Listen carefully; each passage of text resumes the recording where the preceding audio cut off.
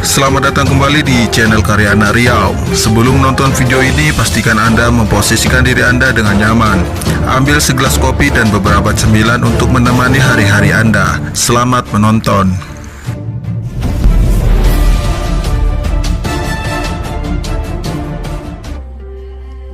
Selat Panjang, Bupati Kepulauan Meranti H. Muhammad Adil kembali membuat kebijakan yang dinilai agak kontroversi dan agak menyeleneh. Hey there. Subscribe to my channel. And also press this bell icon. Setelah menonjobkan ratusan ASN, kini para abdi negara itu diinstruksikan untuk menjaga persimpangan jalan di kota Selat Panjang yang saat ini sedang diberlakukan sistem one way.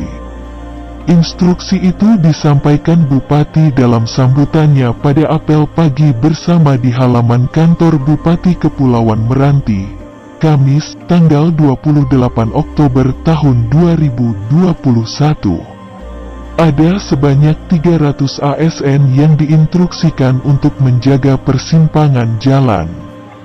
Selain ASN yang dinonjobkan, ada juga ASN yang golongan 2, bahkan ada yang masih CPNS, terkecuali yang dipindahkan ke setiap kecamatan. Penjagaan persimpangan oleh ratusan ASN ini mulai diberlakukan Jumat, tanggal 29 Oktober tahun 2021, besok. Adapun jadwal jaga dimulai pada pukul 6 sampai dengan pukul 10 waktu Indonesia Barat. Setelah itu para ASN kembali masuk ke kantor pukul 14 waktu Indonesia Barat. Saat ini tidak diketahui apa urgensinya ratusan ASN diperintahkan untuk menjalani pekerjaan yang seharusnya tidak dikerjakan. Bagi yang menolak, Bupati mempersilahkan untuk membuat surat pernyataan dan harus siap dipindahkan ke kecamatan paling jauh, Tasik Putri Puyuh, Red. Bahkan sampai dengan ancaman pemecatan. Salah seorang ASN yang tidak ingin disebutkan namanya mengatakan jika ini harus dijalani karena merupakan instruksi langsung dari pimpinan. Namun dia berujar jika kebijakan ini sangat keterlaluan, di mana untuk para ASN, meskipun tidak diberikan jabatan masih banyak pekerjaan yang harus dikerjakan. Ini kebijakan pimpinan dan kami harus melaksanakannya. Karena kan tipe pemimpin beda-beda orangnya, ada juga senang ketika melihat orang susah dan bawahannya teraniaya. Namun perlu digarisbawahi, tidak semua ASN yang nonjob tidak ada kerjaan, masih banyak pekerjaan yang harus kami kerjakan.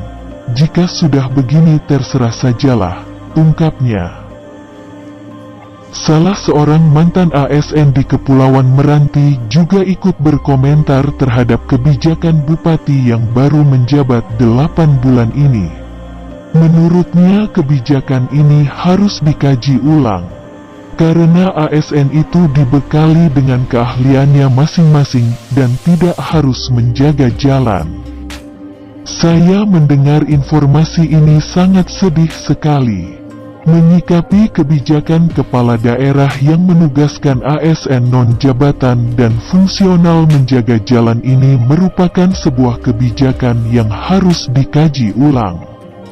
Karena ASN itu dibekali dengan keahliannya masing-masing, bukan hanya untuk menata lalu lintas, walaupun kawan-kawan ASN mereka dinonjobkan di instansinya, tapi sumbangsih pemikiran mereka sangat dibutuhkan kepala OPD pada hari ini, ungkapnya. Saya sebagai mantan PNS di Kabupaten Kepulauan Meranti sangat kecewa dengan kebijakan seperti ini. Seharusnya kepala daerah harus cermat dan paham aturan birokrasi dalam mengurus daerah.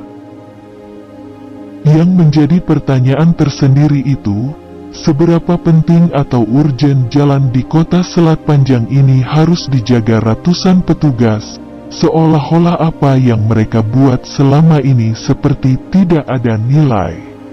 Pengabdian, ungkapnya lagi. Sementara itu Ketua Komisi I DPRD Kepulauan Meranti, Fauzi Se mengatakan seharusnya kebijakan itu dibuat dengan didasari pertimbangan yang cermat dan tidak asal. Seharusnya kebijakan itu harus dipertimbangkan dengan matang dan harus meletakkan sesuatu itu pada tempatnya dan sesuai dengan tupoksinya. Masa sarjana dan mantan pejabat diletakkan di persimpangan jalan, kan sangat tidak etis rasanya, harus sesuai dengan porsinya lah, tenaga honorer kan masih banyak, memang bupati punya hak prerogatif. Namun harus punya pertimbangan juga manusiawi lah, ungkap Fauzi.